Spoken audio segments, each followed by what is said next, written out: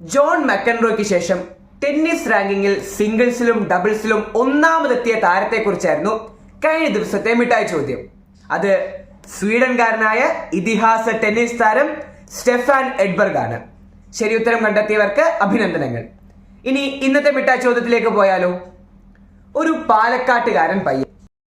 കുട്ടിക്കാലത്ത് ആസ്മയായതുകൊണ്ട് കൂട്ടുകാർക്കൊപ്പം ഒന്നും കളിക്കാൻ സാധിച്ചില്ല. ആ സമയങ്ങളിൽ അവൻ കൂടെ കൂട്ടിയത് വായനയാണ്.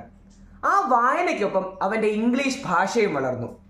പിന്നീട് ബ്യൂറോക്രാറ്റായും രാഷ്ട്രീയക്കാരനായും എഴുത്തുകാരനുമായുമൊക്കെ വളരെ പ്രശസ്തനായ ആ വ്യക്തിയെ ഏറെ ശ്രദ്ധേയനാക്കിയത് അദ്ദേഹത്തിൻ്റെ ഇംഗ്ലീഷ് ഭാഷയിലുള്ള സംസാരമാണ്.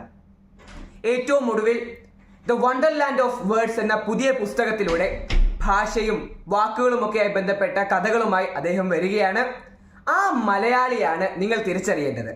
ഉത്തരങ്ങൾ നിങ്ങൾ കമന്റ് ചെയ്യുക. ശരിയായ ഉത്തരവുമായി ഞാൻ അടുത്ത വീഡിയോയിൽ വരാം.